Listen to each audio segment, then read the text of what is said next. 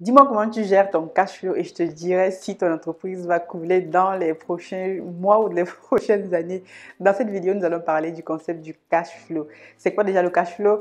On va en parler tout à l'heure, mais je vais te partager en gros les 6 techniques que moi je mets en place pour pouvoir gérer mon cash flow, les stratégies que je mets en place pour avoir toujours des liquidités dans mon compte bancaire. Parce que, comme tu le sais très bien, cash flow, si tu gères mal ton cash flow, il se trouve que dans les prochains mois, tu peux tout simplement couler. Donc, pour revenir un petit peu dans l'historique, cette vidéo va faire suite aux 3 prochaines vidéos que j'ai faites avant d'aller au Cameroun, bien sûr, où en fait je parlais du concept du triangle PI. Donc, c'est quoi le triangle PI?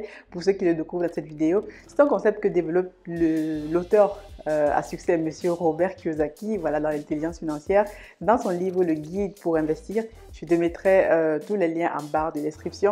Donc, il stipule que le triangle PI, c'est un concept que doit maîtriser tout entrepreneur qui veut bâtir une entreprise à succès. Et je sais que c'est ton cas et c'est aussi mon cas. Et donc, les concepts que j'ai déjà partagés ici sont les concepts que moi aussi je mets en œuvre tous les jours dans mes entreprises, que ce soit ici en France ou dans les business au pays. Donc, revenons maintenant sur le concept du cash flow.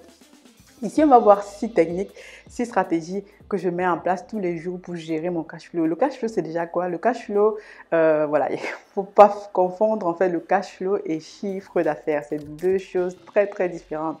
Cash flow, c'est quoi? Tu as ton chiffre d'affaires d'un côté, tu as tes charges fixes, tes charges variables. Et à la fin du mois, par exemple, tu fais la soustraction et ce qui te reste, c'est le bénéfice net. Bénéfice net qui va te permettre donc de continuer à investir dans ton entreprise, de développer de nouveaux produits, de nouveaux services et que sais-je. En tout cas, ce que tu veux. Donc maintenant, voyons la première technique que je mets en œuvre pour pouvoir toujours continuer à garder mes liquidités. Première des choses, c'est ne te paye pas de salaire. Tu as bien compris, ne te paye pas de salaire parce que je vois beaucoup d'entrepreneurs, lorsqu'ils démarrent leur entreprise n'a même pas encore 1 an, 2 ans, ils veulent déjà se payer un salaire. Ça, c'est tuer ton entreprise dans l'œuf. Donc, surtout, il ne faut pas que tu fasses ça.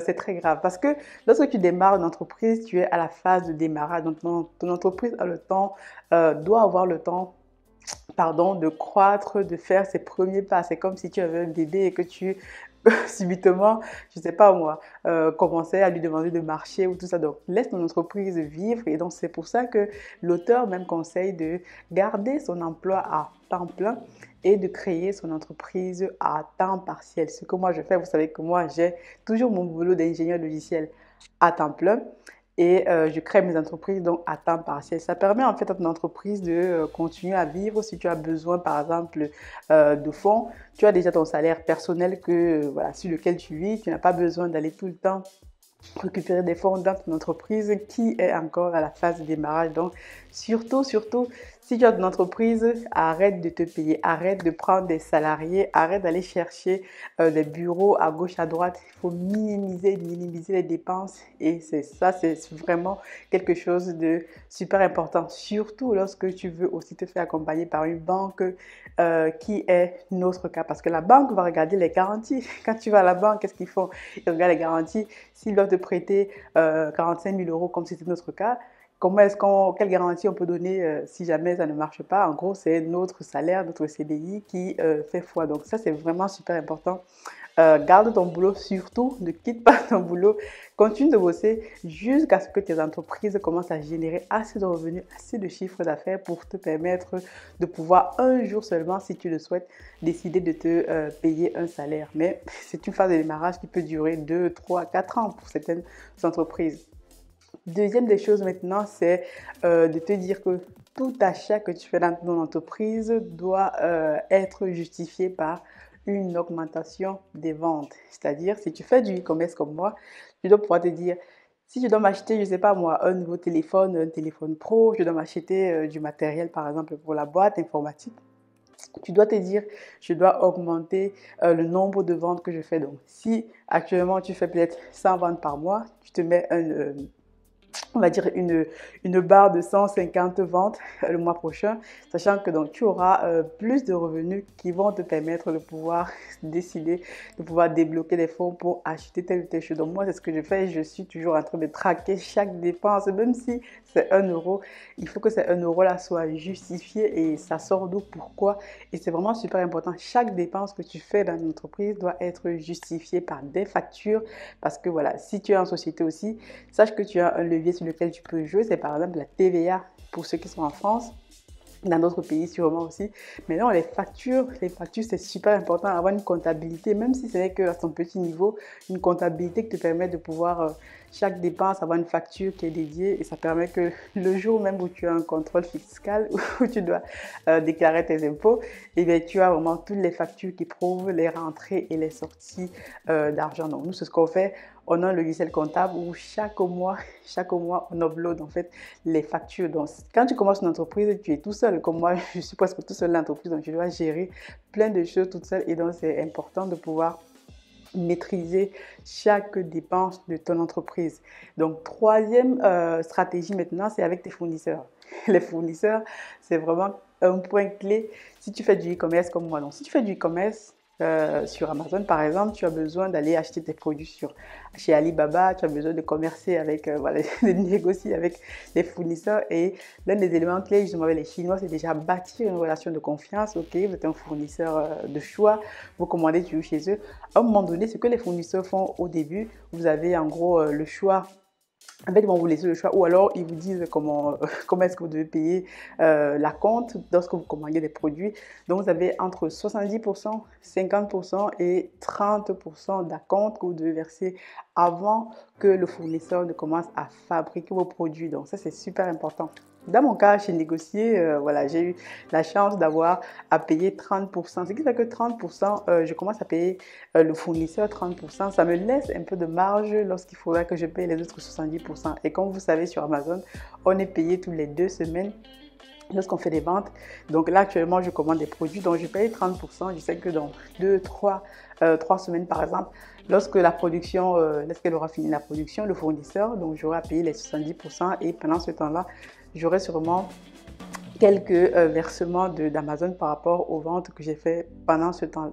Donc, c'est super important, ça vous permet de garder votre trésorerie, parce que la trésorerie pour l'entreprise, c'est vraiment un élément fondamental. Parce que vous avez vos charges à payer, vous avez sûrement une ligne de crédit comme moi, vous avez comme charge, vous pouvez avoir quelque chose comme des assurances, votre comptable, des charges fixes. Et donc, vous connaissez déjà vos charges fixes. Et là où il faut jouer maintenant, c'est les charges variables, où vous pouvez voilà, essayer de diminuer la part des charges variables dans votre entreprise tous les mois. Donc, tous les mois ou toutes les semaines, tous les jours, il faut que vous sachiez à quel niveau est votre trésorerie, qu'est-ce que vous pouvez faire comme dépense, qu'est-ce que vous ne pouvez pas faire. Et privilégiez aussi le paiement en plusieurs fois. Votre fournisseur est là si ça le prête, hein. Donc, il y a d'autres fournisseurs qui, comme en Chine, j'ai essayé déjà, donc eux, ça ne marche pas.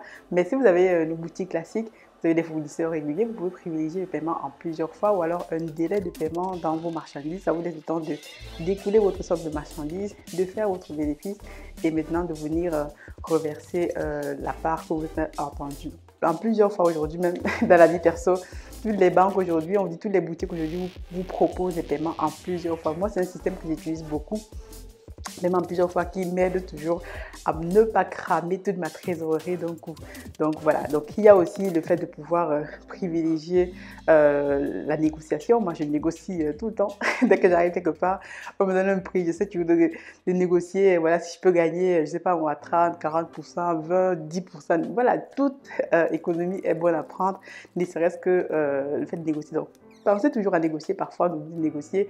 On pense qu'on ne peut rien négocier. On peut toujours tout négocier, même en supermarché. À part quand le prix est affiché 1 euro. Bon, vous n'allez pas négocier 1 euro. Ouais. Mais en tout cas, vous m'avez compris. Donc, lors des gros achats comme ça, négociez déjà le prix de départ avec votre fournisseur, le prix à l'unité. Et lorsque vous prenez en gros, vous pouvez aussi avoir une marge de manœuvre pour pouvoir négocier. Maintenant, quatrième chose, c'est avec vos clients. Les clients aussi, Si vous êtes par exemple une entreprise qui fait des services ou qui vend des produits en direct, privilégiez toujours de payer la compte. C'est ça que nos fournisseurs font sur Amazon. Sur Amazon, on doit toujours payer un acompte avant de livrer le produit. Donc, généralement, pour éviter les confiances aveugles, moi j'ai fait ça une fois dans le business de location de voiture. On avait une cliente qui était voilà, super régulière et tout sur la plateforme. Et une fois, elle me voit et tout, je veux de la voiture, je suis vraiment coincée et tout. Je me dis, voilà, c'est une cliente qui est régulière, qui est sympa et tout. Je te loue la voiture, abonne-moi le chèque. Et entre-temps et tout, elle avait pris la voiture déjà, on avait signé les papiers, mais je n'avais toujours pas reçu le chèque d'acompte. Et aujourd'hui, je suis toujours en cours de recouvrement de ces fonds-là. Pour te dire, ça c'est une première erreur que j'ai faite. Donc, cette erreur-là, il ne faut jamais, jamais la faire. Il n'y a pas de confiance en affaires, en business. La personne veut ton produit ou veut ton service, ok, il paye la compte, même si c'est 30%, tu fixes quelque chose, 30%, tu lui donnes la facture et lorsque tu finis de réaliser le service, il paye les autres 30% ou alors en plusieurs fois. Si c'est pour les paiements en ligne, il peut aussi payer en plusieurs fois. Ça permet aussi voilà, de fidéliser le client et de chacun est gagnant-gagnant des deux côtés. Donc maintenant, troisième, on va dire cinquième des choses maintenant, c'est de privilégier avec des cartes bancaires des paiements différés. Donc moi, je fais beaucoup ça. J'ai des cartes bancaires différées. En gros, toutes mes cartes bancaires sont maintenant des cartes bancaires différées parce que généralement, ça te laisse 30 jours. Donc tu fais les dépenses et tout et tu payes à la fin des 30 jours. Mais ça, c'est vraiment pour quelqu'un qui maîtrise bien comment gérer l'argent, gérer la trésorerie et ne pas dépasser le plafond, quoi. Donc, lorsque vous ouvrez votre compte bancaire, négociez sur les plafonds de votre carte bancaire. Si vous avez fait des paiements par carte, c'est ça qui est généralement le plus commun. Et négociez sur un paiement différé avec des cartes, je pense, ça se passe sur des cartes premium ou des cartes black. Donc ça va grandement vous aider. Moi, au début, c'est comme ça que je fonctionne et je fonctionne toujours comme ça. Si les cartes prépayées, je sais que voilà, d'ici la fin du mois, j'aurai le paiement par exemple d'Amazon ou le paiement des prestations de services qu'on fait, là, de location de voiture. Et comme ça, au fur et à mesure, je peux faire des paiements, acheter des marchandises en sachant bien que à la fin du mois, je vais pouvoir recouvrer cette somme-là. Donc, n'allez pas prendre des paiements différés et derrière ne pas savoir comment est-ce que à la fin du mois, vous allez pouvoir récupérer, recouvrer les fonds. Sinon, vous allez clairement vous mettre en porte-à-faux avec votre banquier, interdit bancaire. Donc, ce n'est pas ce que je veux pour toi. Surtout, no way. Donc, sixième chose, sixième astuce, c'est de commencer à négocier une ligne de crédit avec ton banquier. Voilà, maintenant quoi, tu commences à négocier une ligne de crédit. Si tu as déjà fait un crédit, tu peux déjà commencer à négocier une ligne de crédit en avance de phase pour par exemple ta trésorerie, comme le conseille même l'auteur. Hein. Donc, le but n'est pas que à la fin de, je sais pas moi, c'est quand tu es à l'article de la mort que tu n'as plus de trésorerie, que tu n'as plus rien du tout, que tu prends rendez-vous avec ton banquier rapidement pour qu'il puisse t'accorder une ligne de crédit. Donc là, ça va vraiment faire voilà, quelqu'un qui n'a pas su anticiper, quelqu'un qui n'a pas su prévoir. Donc c'est pour ça que la gestion du cash flow, toujours avoir un œil sur ses comptes tous les jours. Moi, je regarde mes comptes tous les jours. Dès qu'il y a une dépense qui est un peu bizarre, même si c'est la banque qui a prélevé, j'appelle le banquier pour lui demander pourquoi est-ce que tu as prélevé ici, qu'est-ce qui s'est passé et voilà. Et là, il me donne l'explication. Si je ne suis pas d'accord avec ça, je lui dis je ne suis pas d'accord. Et parfois même il me rembourse parce qu'il m'a prélevé parce que je n'ai pas voilà, au courant. Donc c'est un peu ces 6 astuces que je voulais partager avec toi avant de terminer cette vidéo. Petite parenthèse, dans la dernière vidéo, j'annonçais que je lance le mouvement Black Women in Tech. Donc, beaucoup de personnes m'ont contacté. Déjà, merci à tous ceux qui ont soutenu l'idée, ceux qui ont mis des pouces, ceux qui ont envoyé des commentaires sur la vidéo, ça me fait très plaisir. Comme je disais dans la vidéo, c'est une idée que j'ai eue la semaine dernière et que je commence à mûrir maintenant avec les personnes qui m'ont contacté. Donc c'est un mouvement qui se veut, voilà, on va dire pionnier ou pas, avec les femmes, surtout les femmes, mais aussi les hommes, vous êtes les bienvenus, vous pouvez participer. Donc il y a même un jeune qui m'a contacté. Donc ça va être une idée dont, comme je disais, j'ai besoin de votre aide, j'ai besoin de plusieurs idées. On va faire quelque chose à but non lucratif où on peut intégrer des étudiants, des personnes qui travaillent, en tout cas tous ceux qui sont amoureux de la technologie, des nouvelles technologies, de l'informatique, etc., des sciences dures, un peu comme moi. Le but c'est de pouvoir créer un écosystème voilà, international, voilà, une plateforme sur laquelle les personnes peuvent venir voilà, faire du networking, se recommander les uns les autres, parce que moi par exemple, l'une des problématiques que je rencontre, c'est de recommander par exemple des personnes dans la tech, des personnes qui font du Python, back-end comme moi, ou peut-être dans d'autres métiers. On me demande parfois ça tous les jours et je n'ai pas de réseau, je n'ai pas de, on va dire, de personnes sous la main pour recommander, quoi.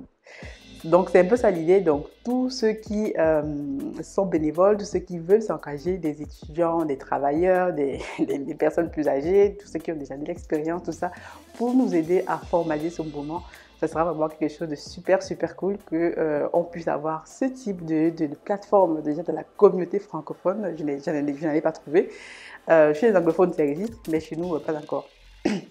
Donc c'était un peu ça le but du mouvement et surtout voilà, continuer donc de partager la vidéo si ça peut intéresser un jeune. On a besoin justement des personnes qui ont des nouvelles idées, qui peuvent continuer à nous accompagner dans ce projet-là. Je ne suis pas seule dans le projet, je ne serai même pas celle qui va diriger le projet, mais c'est juste une idée que je mets sur la table pour que d'autres personnes puissent voilà, prendre l'idée et qu'ensemble nous puissions construire quelque chose qui va continuer à inspirer d'autres jeunes filles, surtout les jeunes filles. Je mets l'accent là-dessus, jeunes filles, parce que dans la tech, on a besoin de filles, on a besoin de femmes. C'est très très important pour bâtir l'Afrique de demain, pour bâtir le monde de demain, on a besoin de femmes. Donc vous le savez aussi bien que moi. Donc c'était un peu tout ça pour la vidéo d'aujourd'hui. Je vous retrouve dans la prochaine vidéo. N'hésitez pas donc de me dire en commentaire comment est-ce que vous gérez le cash flow dans votre entreprise, quelles sont les stratégies que vous mettez en œuvre. Et comme ça, on continue la discussion et on avance tous ensemble. Déjà encore, merci la communauté pour tout. Je vous dis God bless.